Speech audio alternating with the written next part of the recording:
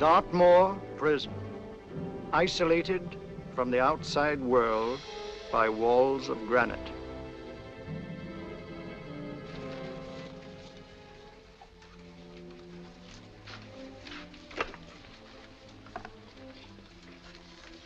They say you could get out of here by merely telling what you know. You may or may not be another Scotland Yard bloke, but I'll give you the same answer I gave the others. I still have 2 years, 8 months, and 6 days left in which to make musical boxes. That'll be sold at auction for the benefit of this delightful sanctuary. And I intend to serve them.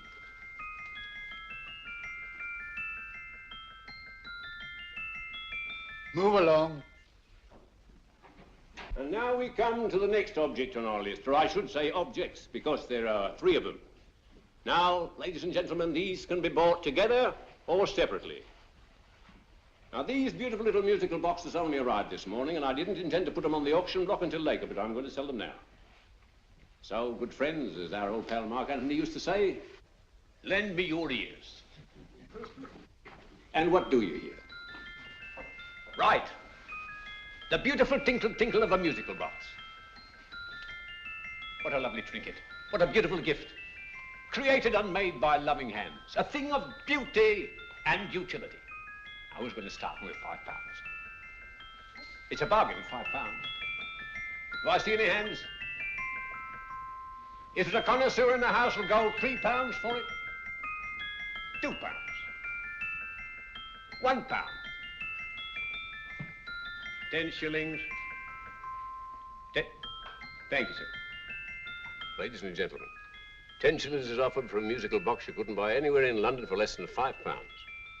It'd be stealing to let it go for 10 shillings. Like taking milk from a baby. All right, we're selling for 10 shillings. 10 shillings, 10 shillings is offered, 10 shillings is offered, 10 shillings is offered. And anybody give me £1? Want to give me £1? Oh, won't someone give me £1? A pound, £1 is offered, £1 is offered, ladies and gentlemen, £1 is offered. It's against you, sir. Will you go to £2? We got to £2, sir. £2. £2 is offered. £2 is offered. Going once, twice, third and the last call. Sold to the gentleman for £2. Sorry, my dear. Now, ladies and gentlemen, comes the opportunity to purchase an exact duplicate of the beautiful little musical box just bought by this gentleman for the ridiculous low price of £2. Oh, it's exactly the same. Exactly the same. Made with the same hands. You hear that? Isn't that lovely? That tinkle, tinkle, tinkle, tinkle. Sounds like Bow Bells to me, you know, with little angels pulling on the ropes, eh? Who'll give me £2 for it? Who's starting with £2? Will anybody start with £2? Oh, come, ladies and gentlemen. You know, from your enthusiasm, we might all be in Scotland instead of London. Please buy it for me, Daddy. £2, certainly not. We all might be in Scotland. Besides, I don't like his manner. £1, 10 shillings. £1.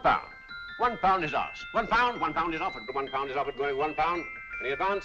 Going once, going twice, the third and the last call. Sold to the lady for £1. Smart bidding, my dear. Thank you. We come to the third and last of these beautiful little musical boxes. Exactly the same. Tinkle, tinkle. Isn't that lovely? Ladies and gentlemen, I don't bring you here to gull you and swindle you. This is the exact replica of those 2 I just sold before.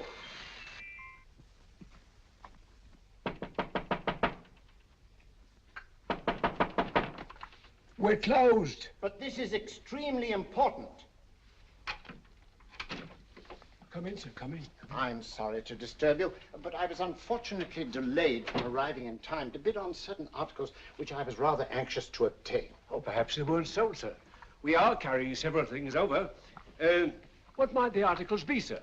3 identical musical boxes, about so large. Oh, I'm sorry, sir, but they were sold. Pity you weren't here to bid on them. They didn't bring anything like the real value. I'm most anxious to obtain them. I wonder if your records would show who the purchasers were. Oh, we don't usually give out that information, sir. For certain, shall we say, sentimental reasons, I'm most anxious to get in touch with the purchasers. I'd be willing to pay, shall we say, £5. Well, for certain sentimental reasons, sir, we'd be very happy to oblige. Alfred, today's sales. The 3 musical boxes. Musical boxes, oh. Ah, here we are.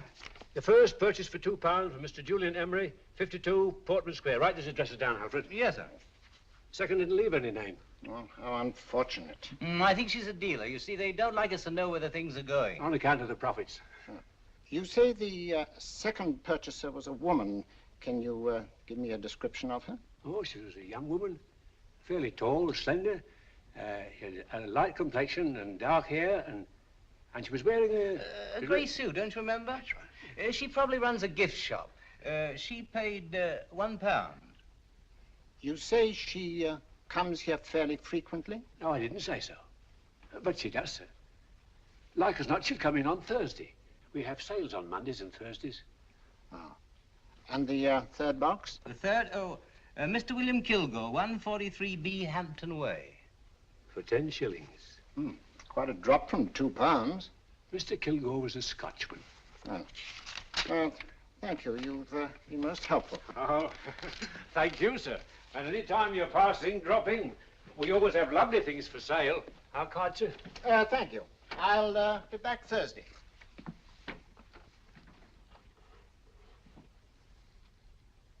The message reached us too late. Musical boxes are being sold.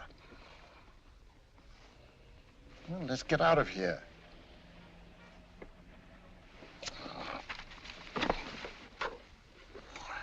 Someday you'll go too far. Reaching for a star, you fool. Yet a fool may touch a star, Colonel Cavanaugh, if he but reach high enough. But not possess it as you would. The musical boxes, they're being sold. What a pity for you, my dear Colonel. Is it my fault that the message reached us only an hour ago? Is it my fault that they were sold? You can't hold me responsible for that. Hope for your sake you're right.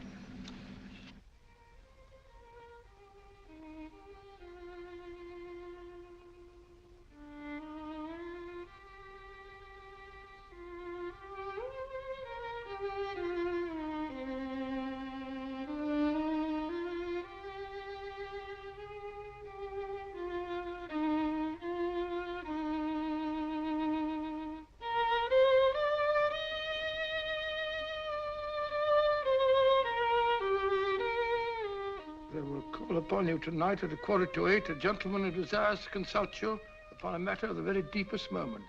Do you remember that letter, Holmes? It was written over 2 years ago. An interesting case, devilishly interesting. Irene Adler. What a striking-looking woman from the brief glance I had of her. Seems only yesterday. What charm. What poise, and what a mind. Sharp enough and brilliant enough to outwit the great Sherlock Holmes himself. I take it the new issue of the Strand magazine is out, containing another of your slightly lurid tales. It is indeed. And what do you call this one? I call it A Scandal in Bohemia. Not a bad title, eh? If you must record my exploits, I do wish you'd put less emphasis on the melodramatic and more on the intellectual issues involved. More on the what do you mean by that? Well, I do hope you've given the woman a soul. She had one, you know. By the woman, I suppose you mean Irene Adler. Yes. I shall always remember her as the woman.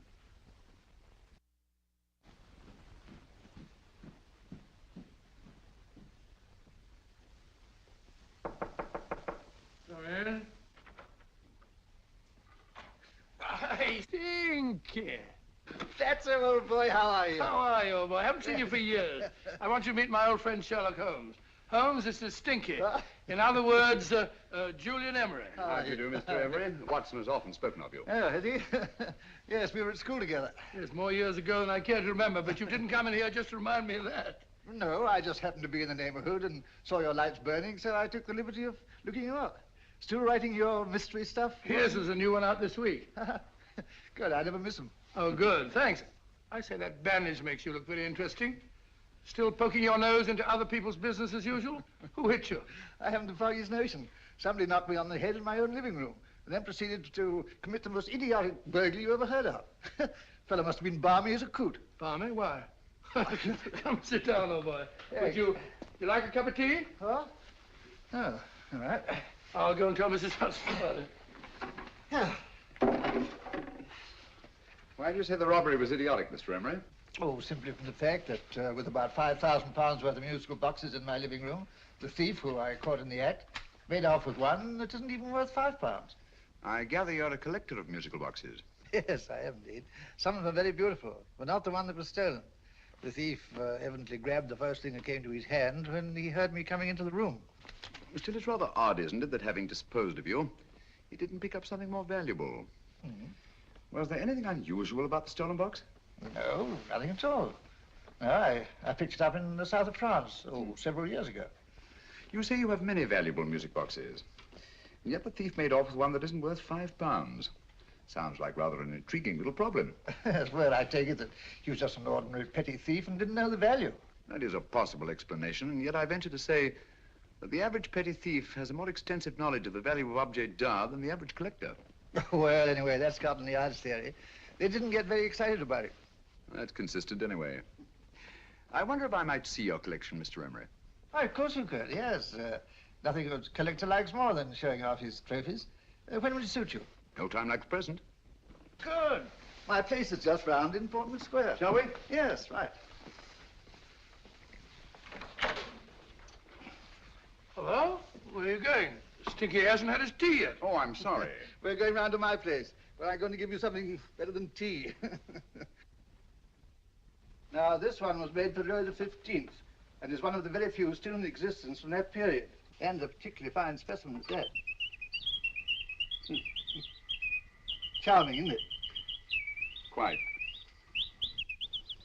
They all sound to me like a lot of mice running about on a tin roof. I'm afraid you have no ear for music, Watson.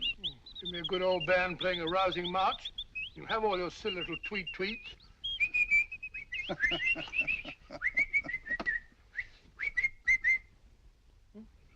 Another one. This is me.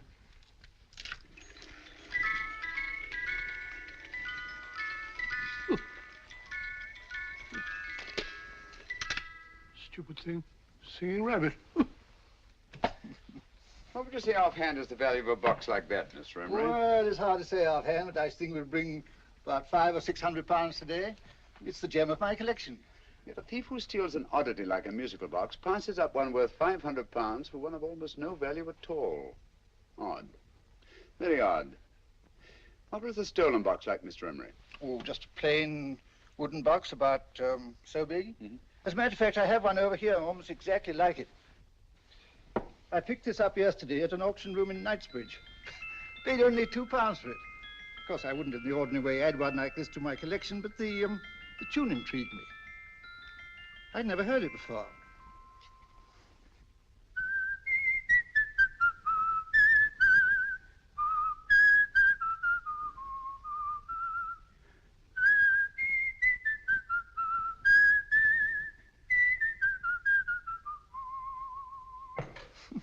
You have a remarkable ear for music, Holmes. Rather an unusual melody. Sit down, will you? Thanks. You say you bought that box at an auction sale yesterday? Yes, the Gaylord auction rooms in Knightsbridge. Mm-hmm. Run by old, what's his name? Crabtree. That's the man. At what time was the robbery committed? Oh, about 3 o'clock this morning. You know, Mr. Emery, that box and the robbery might well be cause and effect, especially since you say that the stolen box outwardly resembles this one a great deal. And Scotland Yard were not particularly interested, eh? Oh, yes, but I wouldn't blame them for that, especially as I told them I was quite unable to describe the thief, except, of course, for the fact that it was definitely a man. All you remember is that you came in here and someone struck you on the head. Yes, and the next thing I knew, my man was trying to revive me. It might be wise for you to put that box away somewhere and lock it up. Oh, I don't think that's necessary. Besides, everything's insured. Well, at least if any further attempts at robbery are made, I'd suggest that you call the police, rather than running into any personal danger. Oh, come, Holmes, aren't you being a bit of an alarmist? Possibly. I must agree with old Stinky. Seems to me you are making rather a mountain out of a moleskin. Molehill is the word, old boy, and it's time you were in bed. Thanks so much for letting us see your place. Now, it's been glad meeting you. Holmes, I can't understand why you were so mysterious. Seems to me the petty thief explanation was the only sensible one. Really? Yes, I can't see how you can believe it was anything else. I didn't say I believed it to be anything else. The petty thief theory is the obvious one, I grant you. However, it's often a mistake to accept something as true merely because it's obvious. The truth is only arrived at by the painstaking process of eliminating the untrue. We are not able to do that in this case without further data. Rubbish, you're pulling my leg. You're trying to turn a tuppenny halfpenny robbery into an international plot. No, I'm not. I just hope that your friend Stinky is a little more cautious in the future, just in case.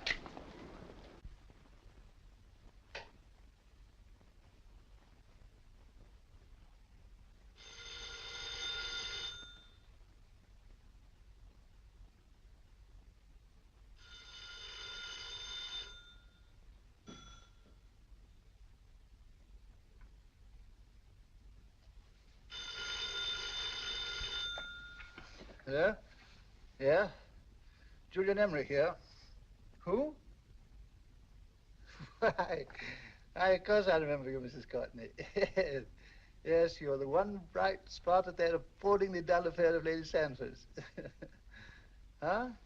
Of course it isn't too late to come round. Yes, I shall be delighted to give you a drink. I tell you what, come straight up and I'll leave the door unlatched. Right, well, 15 minutes? Good. I shall be counting each moment. No, I mean that, really. Right, goodbye.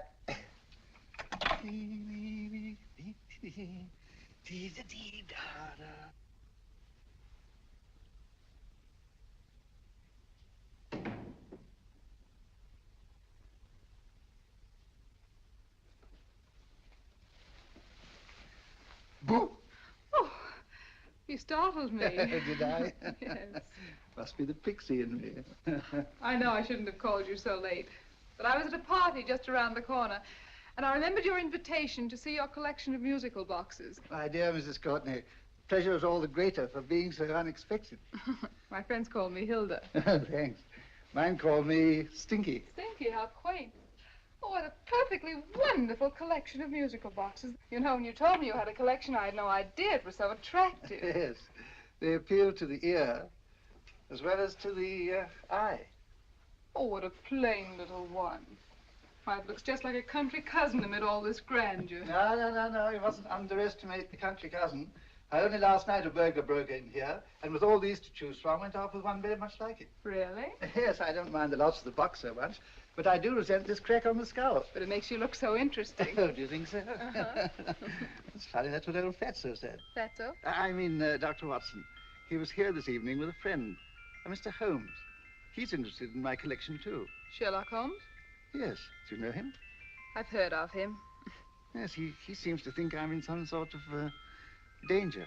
What a haunting tune. It takes me right back to my childhood. Really? You know, it's odd that you should be interested in that particular musical box. Odd? Why? Because Mr. Holmes is also interested in it. He may have been more interested in the tune than in the box. My dear, yes, that's right. I remember now. He whistled it note for note, having heard it only once. Really? He must be a remarkable man. Bit of an alarmist, if you ask me. Don't you believe in warnings? Of course not. Who'd want a box like that? I would. You're not serious. Oh, but I am. Well, you put me in a very awkward position. I'm a collector, you know. And a collector buys but never sells. But if the price were high enough... The price has nothing to do with it. It's the principle of the thing. Yes, well, we haven't had our drink. No, thanks. I must be getting along. Must you really? I'm afraid so. You're not walking out on me, are you? My reputation. Stinky. I say, you know, you are an attractive woman. Thanks.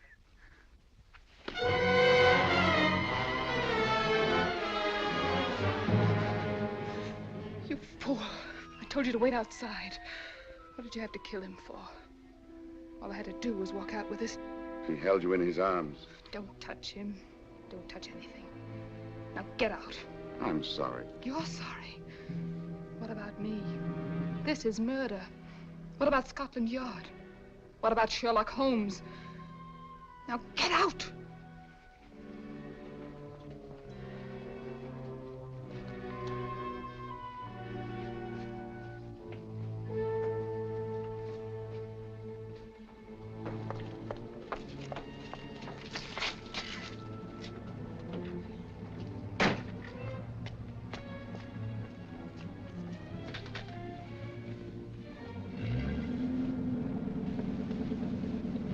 Did you get it? Good. Did you have any trouble with him? Just a matter of murder. Ah, Mr. Holmes. Hopkins. Thanks for coming so promptly. Inspector Lestrade suggested that I call through to you. Mr. Emery was the client of Mr. Holmes, Inspector. Indeed. You didn't mention that when I telephoned you, Mr. Holmes. Well, not exactly a client, Inspector. Sergeant Thompson? He was killed between the hours of 11 and 2 o'clock this morning, Mr. Holmes. Must have been someone he knew, someone of whom he had no suspicion. Poor old Stinky. It's all my fault. I should have prevented this.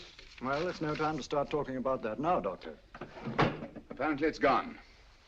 That's the second attempt on the musical box that Emery bought at the auction sale. And this time it was successful. But that box was only worth £2. It was worth a man's life, Watson. I think we'd better pay a visit to Gaylord's auction room and that fellow Crabtree. Inspector, may I suggest that you make a complete search of this flat for a small, plain, musical box about that size. Thank you. Come on, Watson. You say the first box went to Mr. Julian Emery. The second to Mr. Kilgore, 143B Hampton Way. And the third to the unidentified young lady who presumably has a shop and lives near Golders Green. That's right, Mr. Holmes. Isn't it rather strange, Mr. Crabtree, that you should have had 3 identical musical boxes all playing the same tune? Where'd they come from? Dartmoor Prison. Dartmoor? Yeah, we get a regular shipment from there every month. The inmates manufacture them. Well, they make all kinds of things, you know, pipe racks, waste paper baskets, musical boxes. Did you happen to notice if anyone showed any particular interest during the auction in the purchasers of these 3 boxes? Oh, come now, Mr. Crabtree.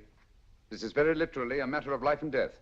Well, since you put it that way, Mr. Holmes, there was a gentleman came in here about an hour after closing time, and he was in an awful state, he was. He gave me £5 to tell him where the boxes had gone to. He said they had a sentimental value for him, sir. Expensive sentiment.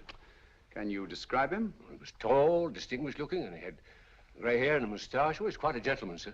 What was his reaction when you were unable to supply him with the address of the young lady who owned the shop? I told him the young lady usually come back on Thursday. He said he'd come back on Thursday. Now, that's tomorrow.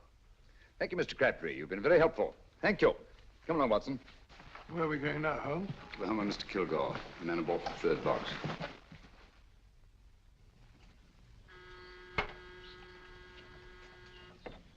But hang it all, Holmes, how do you know those other 2 musical boxes are of any importance? I don't, but I certainly have no intention of waiting until the owners are murdered to find out. No one at home. I hope that's the explanation. I'll have a look through this window.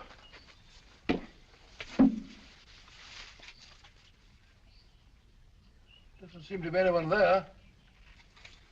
The whole place seems deserted as far as I can see. Yes. Mr. and Mrs. Kilgore at home? No. When do you expect them? Oh, in an hour or so. There's no use you're hanging about. They don't buy nothing from peddlers. Peddlers? My good woman, this is Mr. Sherlock Holmes. Sherlock Holmes? Oh, go on. Do you mind if we come in and wait? My business is rather urgent. Well, I've got to go out and do my shopping. And I don't know if Mrs. Kilgore would like any strangers nosing about. Quite all right, I assure you. Well, I've got to be off. You two wait in the parlor. And no smoking either. Mrs. Kilgore says it smells up the house. Funny old girl, Holmes.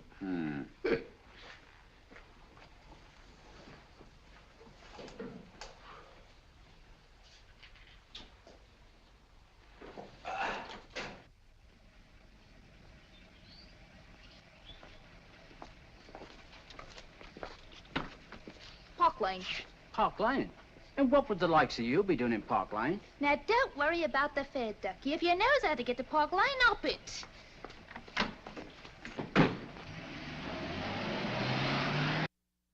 You know, Holmes, I've been thinking. There must have been something hidden in that box of old Stinky's. Stolen jewelry, possibly. What's up, Holmes? Listen. What's just the steam in the water pipes?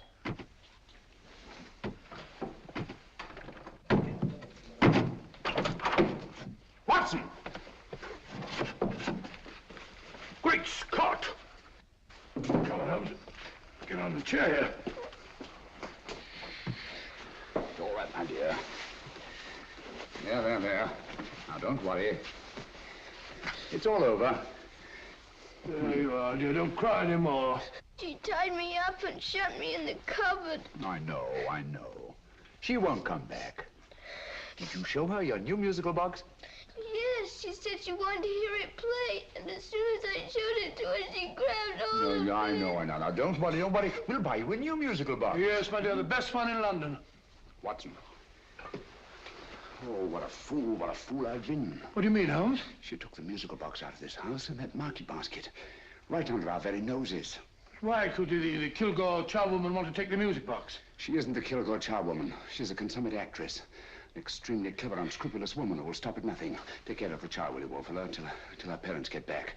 Explain everything to them. Of course I will. But, Holmes, where are you going? Somewhere, somehow, I must get to the young lady who bought that third musical box before our opponents find her. I only hope that I won't be too late. Oh, no. No, darling, you mustn't cry anymore. Now, cheer up. Would you like to hear old Uncle make a noise like a duck?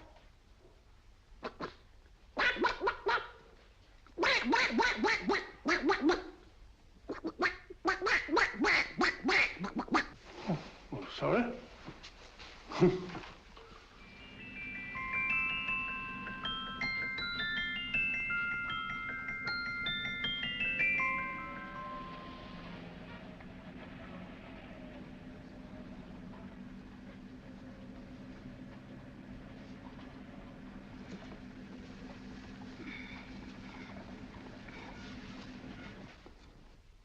And now, ladies and gentlemen, how much am I offered for this beautiful lace Dresden china figurine?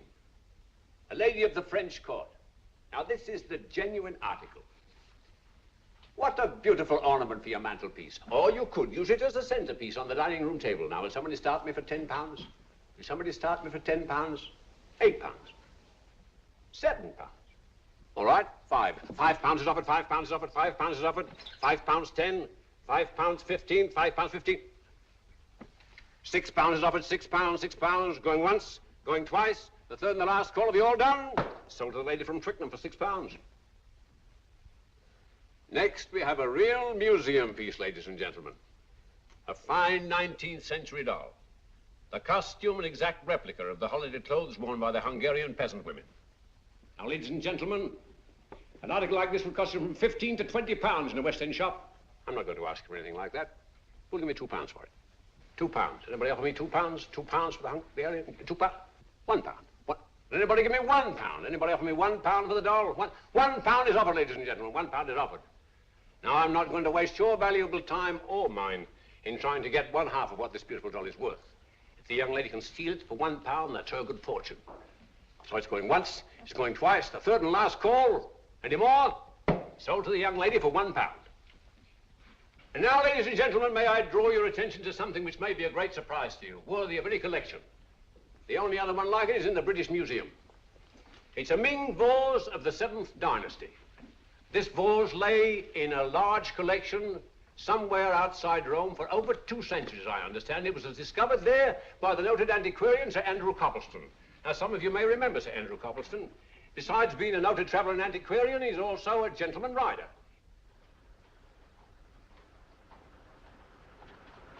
The girl with the parcel in her hands, that's her. Are you sure that's the girl? Well, she fits perfectly the auctioneer's description. Follow her, Hamid.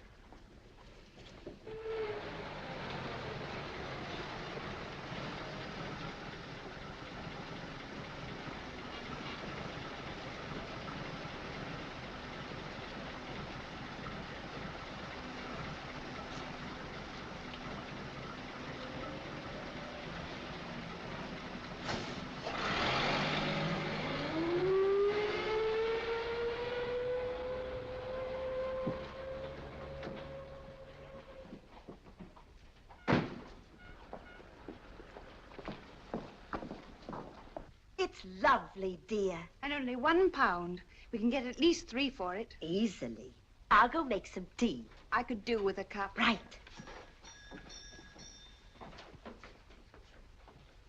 Good afternoon. Good afternoon. I'm looking for a birthday gift for a 7-year-old girl. What would you suggest? We have some lovely dolls. Now, this Hungarian I think peasant- she has enough dolls already. Books are always welcome. Well, I'm looking for something a little different. Well, that's rather cute. What is it? Well, that's a musical box. Children always love them. And this is an exceptionally nice one. It plays many tunes.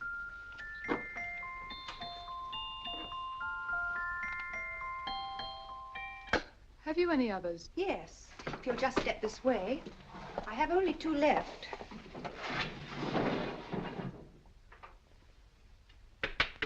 How nice.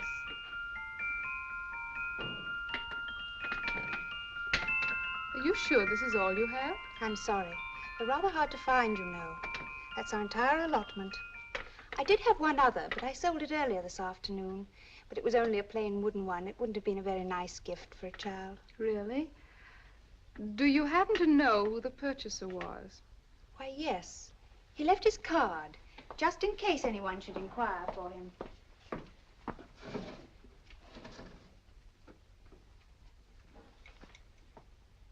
How interesting. I'm sorry, but I'm afraid I'll have to look a bit further. Thank you, anyway. Good afternoon. Thank you.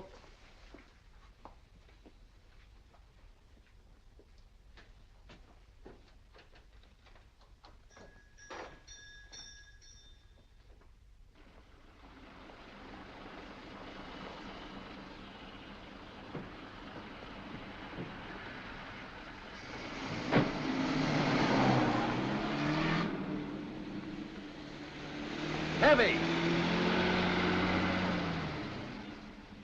Follow that cab. Here now, what? Scotland Yard. Hop in.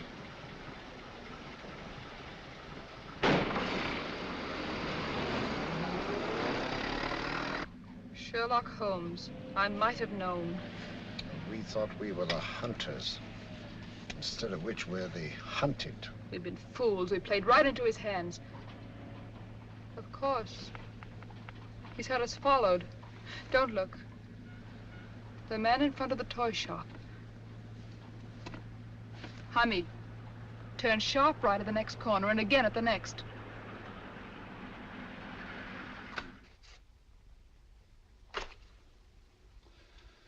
No photograph of her, Commissioner, as I expected. She's not a known criminal. But how do you expect to know if you do find her? After all, she was disguised as a charwoman. Don't worry, old fellow. If I ever see her again, I'll recognize her. Well, it won't be long till we know who they are and from where they operate. Who's covering them? Sergeant Thompson's following them, sir. They won't get away from him. He's a good man. We could have arrested them at Clifford's toy shop if we had any proof. But we know that they killed Emery. Proof, my dear fellow. We must have proof. We have X-rayed it, sir. There's nothing whatever concealed in the box. We'll have a look at the plates.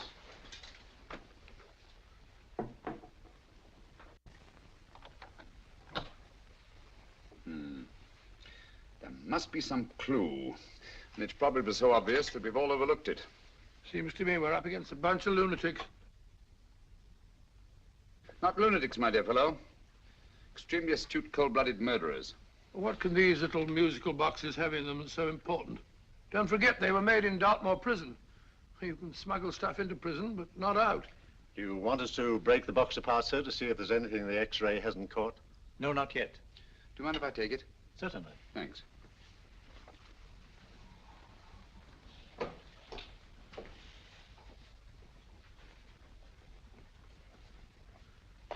The governor of Dartmoor Prison informed us, sir, in answer to Mr. Holmes' question, that all 3 musical boxes were made by the same convict, John Davidson, serving a 7-year term, sir. Davidson? The Bank of England plates. That'll be all. Yes, sir. Now we're getting somewhere. Wait a minute. How did you know about the plates, Mr. Holmes? I'm a student of crime, Inspector. I make it my business to know about such things. And when the name of Davidson was mentioned... Well, who is this fellow Davidson? As long as Mr. Holmes seems to know all about it already, I suppose there's no harm in telling you. 2 years ago in London, there occurred a robbery of such tremendous importance, although the stolen articles themselves have no intrinsic value whatsoever, that the Home Secretary was instrumental in seeing that not a word of it appeared in any newspaper. But you never told me anything about this, Holmes. You were away at the time. Articles of no intrinsic value and yet of such importance? I don't understand. Davidson was apprehended within 15 minutes of committing the theft. But by that time, he'd hidden the articles in question and they've yet to be found. Before going further, Dr. Watson, I must inform you that this matter's not to be mentioned outside of this room. Of course not. Do I look like a man who'd gossip? Let's not go into that now, old fellow, shall we? Davidson had been employed for years in a position of extreme trust by the engravings department of the Bank of England. The articles he stole were nothing less than a complete duplicate set of plates for printing £5 notes. What? The Bank of England's own plates? Precisely. And with those plates, a gang of crooks could flood England with £5 notes, not forged in the usual sense of the word, but notes undetectable from genuine Bank of England notes in any way whatsoever. Good heavens. Any whisper at all might have resulted in enormous damage in shaking public confidence in the Treasury. We tried everything after we arrested Davidson. Offered him a shorter sentence if he'd tell us where he'd hidden the plates. Why, we even put in Scotland Yard men with him as cellmates, but no results. Obviously, Davidson is a man of strong character and infinite patience. Yet suddenly he feels impelled to smuggle out the secret of the hiding place of the plates to his confederates. Why? I don't understand, Mr. Holmes. Well, for example, has the Bank of England made any plans to radically change the design of the £5 note so that in, say, 7 years from now, notes made from the stolen plates would be worthless? Confidentially, Mr. Holmes, such a move was discussed. But replacing all the £5 notes in circulation would be such a Herculean task that nothing's been done about it as yet. I see. Of course, there is another possible explanation. Davidson didn't have much time to find a hiding place before he was captured. He may be afraid that the plates will be accidentally discovered before he's released. Hence his anxiety to communicate their whereabouts to his confederates as soon as possible. I believe you've hit it, Mr. Holmes. I'm sure that the message is contained in this musical box. Or rather, in all 3 musical boxes, since possession of all 3 seems to be essential. Our opponents have 2/3 of the puzzle, we have 1/3. Well, what are you going to do, Holmes? Try to deduce the message from the 1/3 that we have.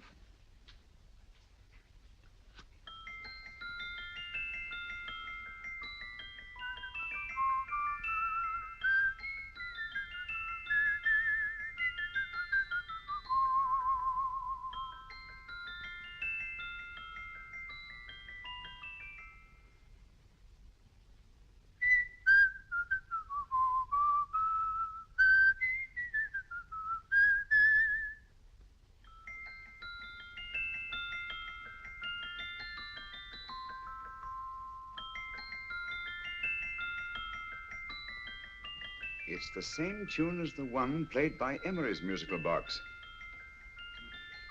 And yet it's different. Sounds the same to me. The tune. Somehow the tune is the key to the mystery. It must be the tune. Otherwise, why use 3 musical boxes to convey the message? Why not collar boxes or shoe boxes? Yes? It's for you, Inspector. Oh, thank you, sir. Inspector Hopkins speaking. What? Where? Golders Green Station reports they've just found Sergeant Thompson's body. From the tire marks on his clothes, he was apparently run over by a taxi. What an unfortunate accident. Not an accident, my dear fellow. I'm afraid it's murder. Never know just who you're going to meet when you're walking down a busy London street. Mrs. Hawkins, Mrs. Brown, any subject of the crowd. Oh, you never know just who you're going to meet. So you better hold your topper in your hand, just in case you meet a lady on the Strand. Girls will think you're kind of sweet, and your day will be complete. Oh, you never know just who you're going to meet. Now, a gentleman is judged by his appearance. Yes, a gentleman is judged by how he talks. Now, he's much better off when he's acting like a toff, especially if he's taking him a walk. What on earth is this outlandish place? A rendezvous for actors. Actors? Buskers, old boy. You've seen them 1,000 times. Actors who entertain the queues, waiting outside theaters.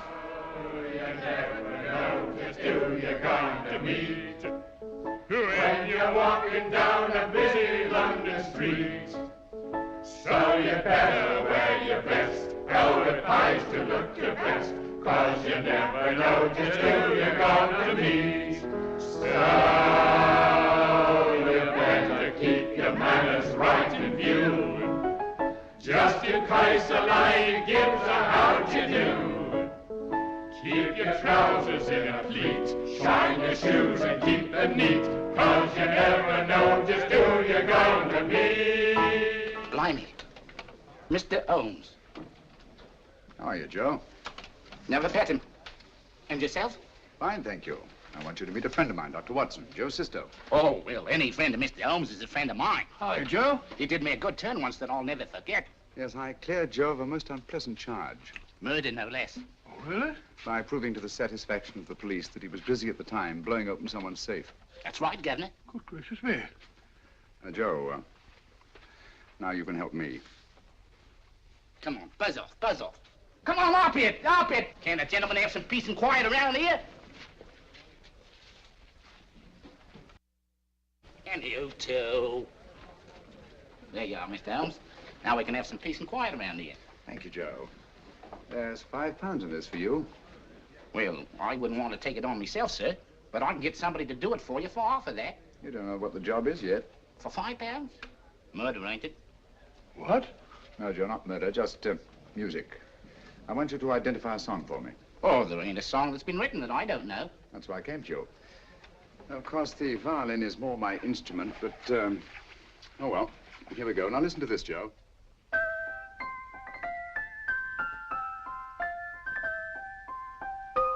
Wait a minute. You're playing that wrong. That should be E natural, not E flat. You know the song? Oh, yes. It's an old Australian song called, The Swag Man. But you're playing it all wrong. That's what I hoped you'd say. Now, listen again, Joe.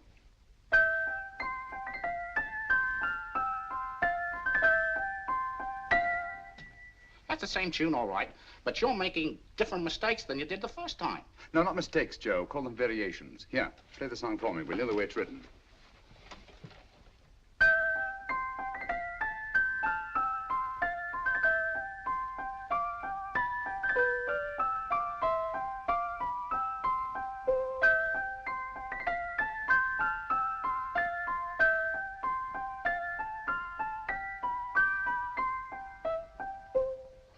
There you are. Thank you, Joe.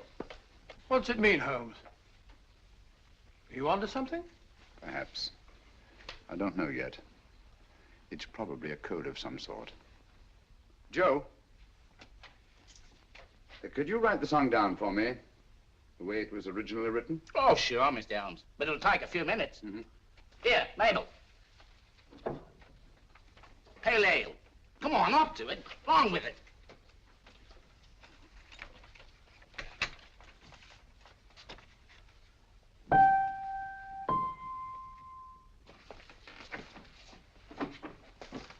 Well, obviously it isn't the lyrics. No combination of those words made any sense at all. The variations in the way Emery's musical box played the tune are different from the variations in the one we have. You sure? Quite. You see, I took the trouble to memorize the tune as played by Emery's box that night we were with him in his flat. Holmes, you amaze me. Elementary, my dear fellow. One of the first principles in solving crime is never to disregard anything, no matter how trivial. But why were 3 boxes? Why not 1? Because the message was obviously too long to be conveyed by any one variation. Then there's the 3rd box, the one that woman took from the Kilgores. That contains yet another set of variations. Yes, well, it's all beyond me. Well, all we have to do now is to find the secret of the variations. Not a very easy problem to solve, my dear fellow.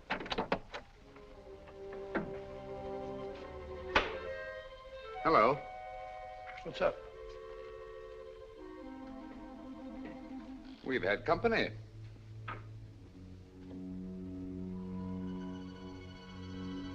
I say, this is outrageous. Ask Mrs. Hudson to come in here, will you? Right.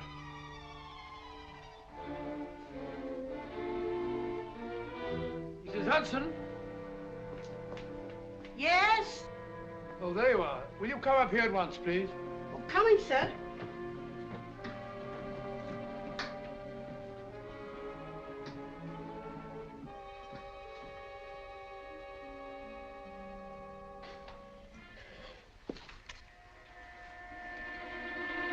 Mercy me, Mr. Holmes. What has happened? Who called while we were out, Mrs. Hudson? Just a young lady. The one who said you wanted her to wait for you. And a nice-looking old gentleman with Our her. friends again, Watson. Friends? What did the young lady look like? Oh, I couldn't see her face. She had a heavy black veil on. But she had such a nice way with her. Oh, I'm sorry, Mr. Holmes, if I've done anything wrong. But you did say I should always let clients come in and wait for you. Don't worry, Mrs. Hudson, don't worry. You had no way of knowing. It's quite all right, quite all right. Now, don't worry, Mrs. Hudson. Don't worry. Well, where on earth's the musical box? They didn't get it. Didn't get it?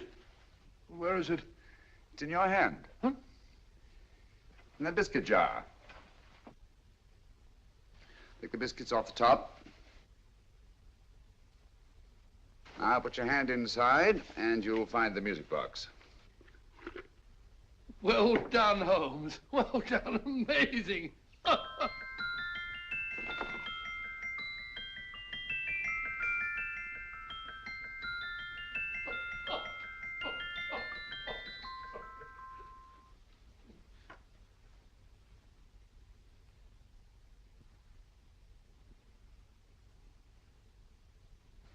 Phew. Nice fresh smell. Like a pub after closing time.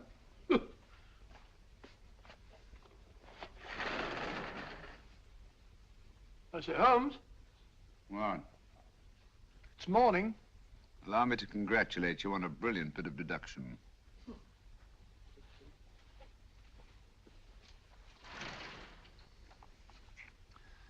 It's not a transposition, not a polygraph transposition, not a trigraph, nor any known form of decoding. How about the Morse code? Have you tried that? Yes, at about 3 o'clock this morning. I'm sorry, old man. I was only trying to help.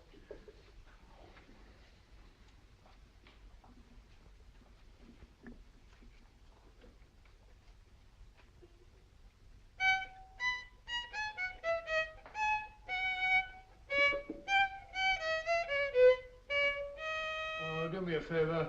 Not again. Must have heard that thing 1,000 times. Kept me awake all night.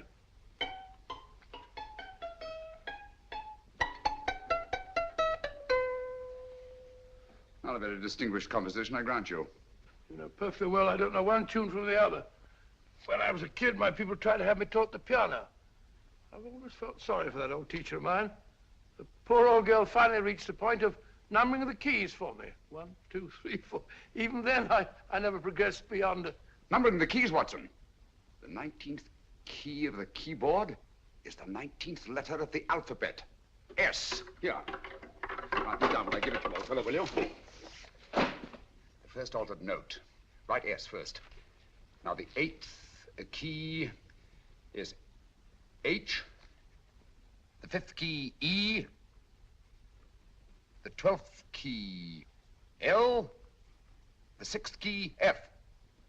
S-H-E-L-F. Shelf. Your piano lessons were not in vain, old fellow. You've solved it. Thank you. Thanks, old bean. Hold it. We now have 2/3 of the message. Behind books, third shelf, secretary, Dr. S. Presumably, these are the first and second portions of the message. And this gang has the first and third parts of it. Precisely. Then it's a stalemate? Yes, Commissioner, but we can't leave it like that. There's no doubt in my mind that they'll try to secure our third of the message that's missing. Well, I assume you've taken every precaution to guard the Clifford music. Oh, yes, it's carefully hidden at Baker Street with Dr. Watson on guard. However, I'm reasonably certain that, difficult as it may be, we can find the plates even without the missing part of the message. Behind books, third shelf, secretary, Dr. S. Well, outside of the fact that Davidson hid the Bank of England plate somewhere in London, Mr. Holmes, I don't see that we've progressed at all. Allow me to point out to you, sir, the key words Dr. S. It looks as if the plates were hidden in the house of the doctor. Whether S stands for his first or last initial remains to be determined by a process of elimination. Well, there must be 10,000 doctors in London with S for a first or last initial. Precisely. And every one of them will have to be questioned in person. That's why I say this is a task for Scotland Yard. It's a task, all right. But Scotland Yard has searched worse haystacks and found the needle. Well, for the time being, I'll leave the matter in your hands, gentlemen. We'll call you if and when we get a lead on our mysterious Dr. S. Thank you. In the meantime, I intend to follow up a little clue concerning a cigarette.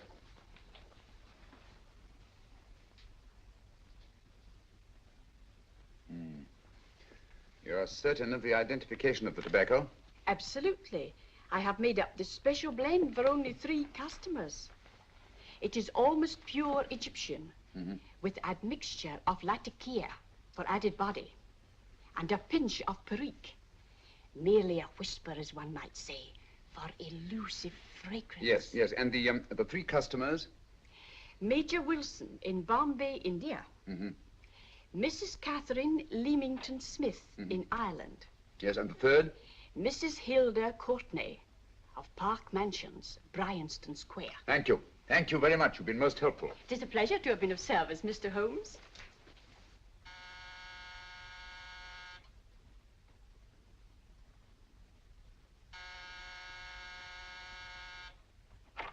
Yes? Mrs. Courtney? Yes. My name is Sherlock Holmes. Oh, do come in. Thank you. I've heard of you, of course, Mr. Holmes. I believe we have a mutual friend in Sir Edward Brookdale. He's spoken to me of you quite often. Indeed. And to what good fortune am I indebted for this visit? I think you know Mrs. Courtney. Well, I did get a summons for speeding last week, but outside of that, I don't think I'm of any interest to the police. Oh, come now, Mrs. Courtney. You seem to forget that you and I have met before. I'm sorry. I'm sure I would have remembered meeting the great Sherlock Holmes. Please sit down. Thank you. You say we met before. Yes. At the home of Mr. and Mrs. Kilgore, 143B Hampton Road. Kilgore? I don't think I know anyone of that name. Well, I didn't say you knew them. As a matter of fact, you called on them when they were out. I don't understand, Mr. Holmes. Really? And you were dressed rather differently. Indeed. Cigarette? Thank you.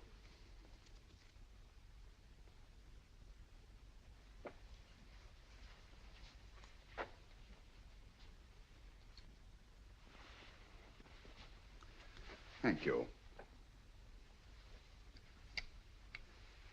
You know, Mrs. Courtney, people generally forget, in assuming a disguise, that the shape of the ear is an almost infallible means of recognition and identification to the trained eye. Evidently, you've mistaken me for someone else. Oh, no, not at all. Though naturally, I expected your denial. But when you paid your visit to my rooms at Baker Street, you carelessly left behind another identification. They're, identical, aren't they? Yes, I must admit they are. You see, Mr. Holmes, to catch one as clever as you, I had to use a very special lure. I knew you'd be unable to resist the bait of my cigarette, having read with great interest your monograph on the ashes of 140 different varieties of tobacco. I should advise you not to move, Mr. Holmes. I must congratulate you on your ingenuity, Mrs. Courtney. It was indeed a brilliantly designed trap. Thank you, Mr. Holmes. Praise from a master is indeed gratifying. I shall always cherish the memory of your flattering words. Memory? Precisely. I'm afraid these gentlemen have a most regrettable task to perform. Unless, of course, you care to turn over the missing musical box with your pledge to take no action against us in the future. I'm afraid that will be impossible. I thought that would be your answer. Hamid! Careful! Careful. There's no need to be unnecessarily rough with our distinguished guest. You realize, Mr. Holmes, that your demise will not take place here. The corpus delicti, you know. Well, naturally. Shall we go? so fearfully awkward having a dead body lying about. Don't you agree, Mr. Holmes? Another dead body shouldn't weigh too heavily on your conscience, Mrs. Courtney.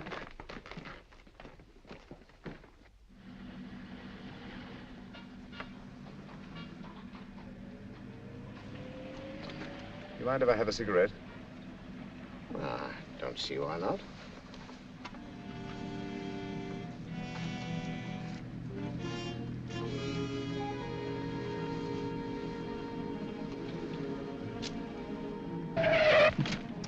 Be careful, Hamid. It's the brakes, they bind. Thank you, Colonel Kavanagh. It's very considerate of you.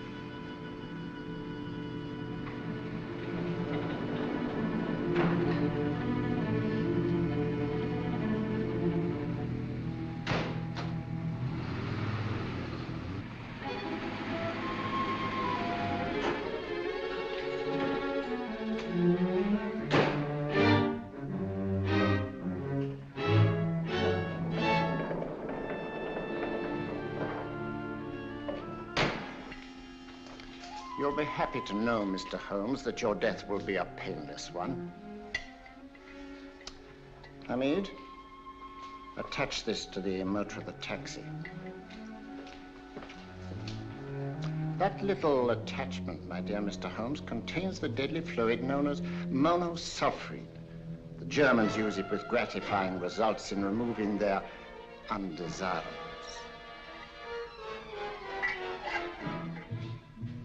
Start the motor.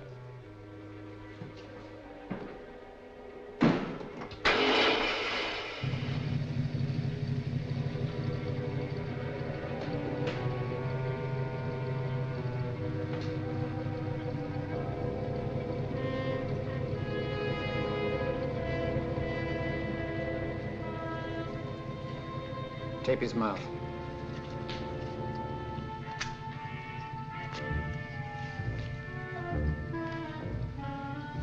Now, up with him, Hamid.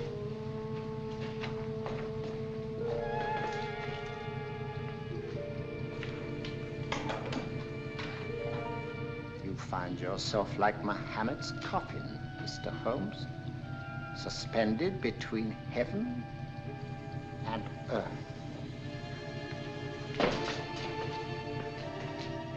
Plenty of fuel in the tank? Good. It would be too bad to have anything go wrong through so simple an oversight.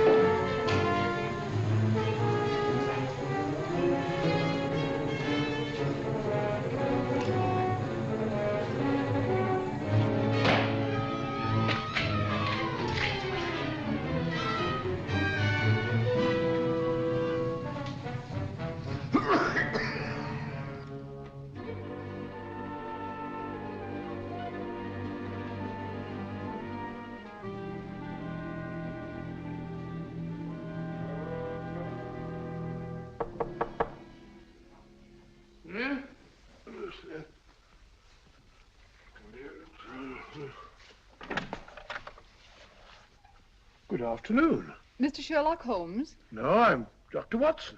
Oh, of course, Dr. Watson. How stupid of me. Oh, so this is stupid of me. Won't you come in? Well, I really came to see Mr. Holmes. Oh, I'm afraid he's out. I don't know when he'll be back. Perhaps there's something I can do. Won't you sit down? Thank you. You know, Sherlock Holmes and I have been engaged on a great many cases. Oh, really? Yes, indeed. As a matter of fact, this very moment, we're involved in one of the most baffling... Oh, well, won't you tell me your trouble? I may be able to help you. That's very kind of you, Dr. Watson. Perhaps if I wouldn't be imposing too much. Imposing? Oh, there's no imposition. No imposition at all. A pleasure, I assure you. Now, tell me all about it, Miss Williams. Mrs. Williams.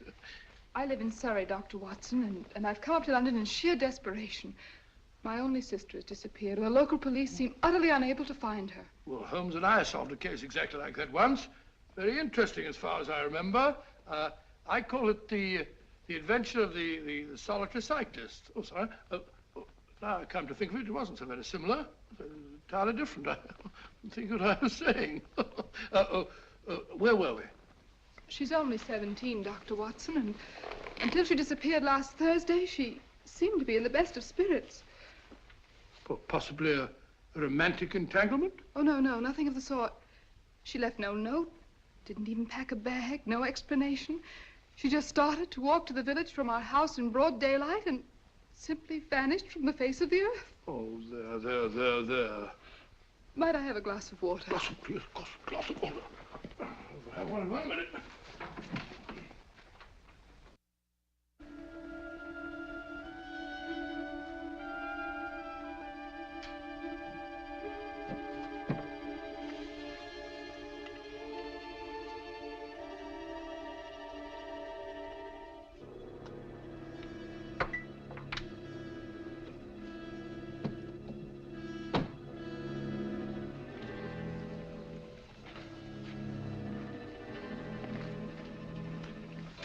There you are, my dear. Thank you, Dr. Watson. No, you're not to cry anymore. You must pull yourself together. Oh, I feel much better already knowing that you're going to help me. Oh, Dr. Watson, look! Good heavens! Oh. Get through the fire brigade, quickly!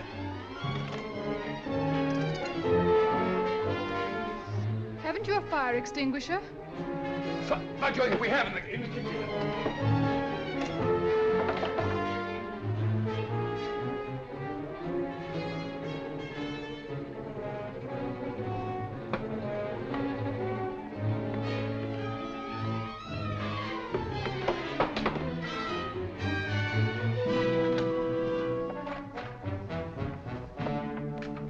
Don't you worry, Miss Williams. We'll have this thing out in no time.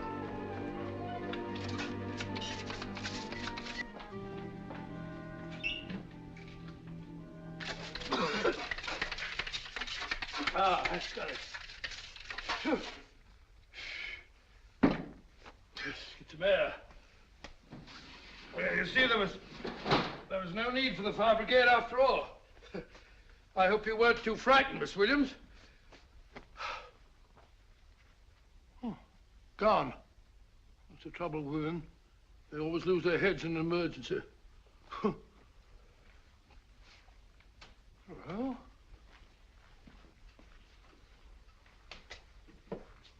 a musical box. Great Scott! Miss Williams!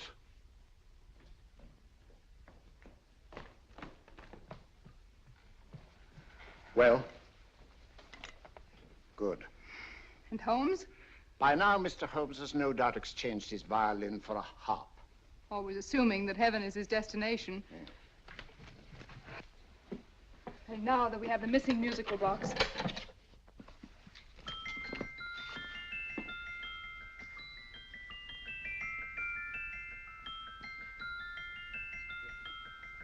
Nineteenth note. 19th letter. Yes. He hasn't been there, you say? Holmes, where on earth have you been? I've been trying to get you at the club, at Scotland Yard, all over London. You were looking for me in the wrong places. Holmes, terrible things happened. I've been duped. That woman, she made a complete fool of me. Well, what do you mean? Well, she came here, let off a smoke bomb. I thought the whole place was on fire, and my first thought was to save the musical box. No need to say any more. She has the box. Yes. Don't blame yourself too much, old fellow. She's an extremely clever antagonist. Smoke bomb, you said? Well, you can console yourself with the thought that your charming friend is at least a reader of yours. What do you mean? If I remember correctly, you wrote about my little experiment with smoke and the cry of fire in a story you entitled A Scandal in Bohemia, which has just appeared in the Strand magazine. All right, old boy. Don't rub it in. Well, it may cheer you up to know that you made a fool of me, too. That cigarette stub was planted here for one express purpose. We're going to bandaging around this place. Bandaging? What's the matter, Holmes? You hurt? Explanations will have to wait until later. At the moment, we're faced with a problem which I fear is insurmountable. Come over here, old boy, will you? Right. Our opponents are in possession of all 3 parts of the code. And here are we, while the Bank of England plates pass into their possession. Cheer up, old fellow, cheer up. As Dr. Samuel Johnson once said, there's no problem the mind of man can set that the mind of man cannot solve. What's that, old fellow? I was just quoting Dr. Samuel Johnson. He said there is Thank you, Watson. Thank you.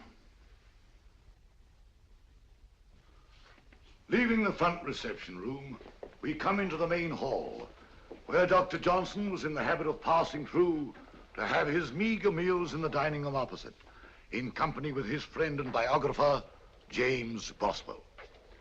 We will now pass up the stairway, which remains in its natural wood finish, just as it was when the good doctor was here.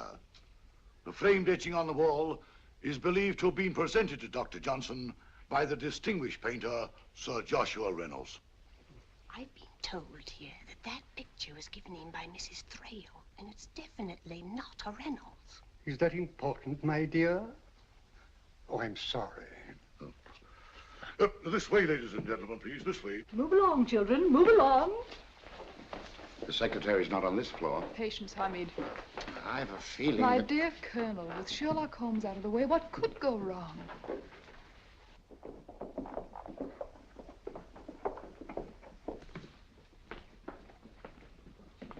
And here we have the Garrett Library, in which Dr. Johnson wrote his famous dictionary, and in which you will see also many of the great man's books and other items of interest.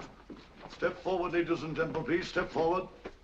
Standing in the corner is the secretary, which contains many of the original works by the literary genius. On this table, Dr. Johnson's cat, Hodge, used to sleep while his master worked. A strange thing about this cat, ladies and gentlemen, was its love of oysters. They do say that the dear doctor often went hungry to find the cat that delicacy. What a pity. Now we will visit the grey room, which is immediately below us, in which you will see the very bed in which Dr. Johnson died. What did he die of? Gout. Just gout. This way, ladies and gentlemen. Mind the steps, please.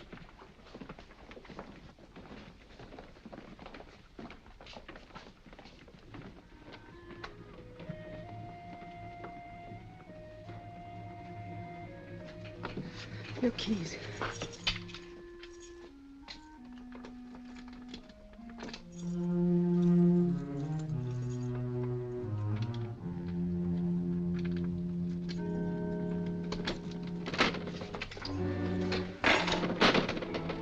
Third shelf up.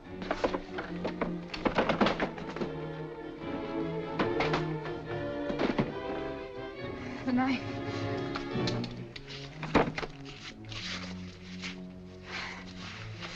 Gentlemen, the Bank of England plates. Well, Mrs. Courtney, so we meet again. No, I shouldn't do that if I were you, Colonel Cavanaugh. I must congratulate you, Mr. Holmes. You're far more clever than I thought. Thank you, Mrs. Courtney. Praise from you is indeed gratifying. I shall always cherish the memory of your flattering words. Memory? Oh, thank you. And now I have a most regrettable task to perform.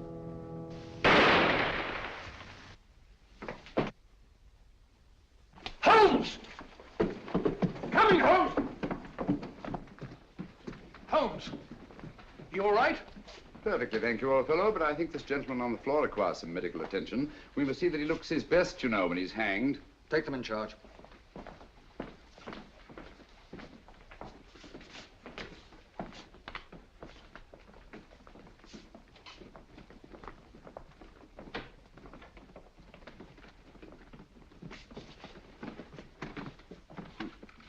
A brilliant antagonist. It's a pity her talents were so misdirected.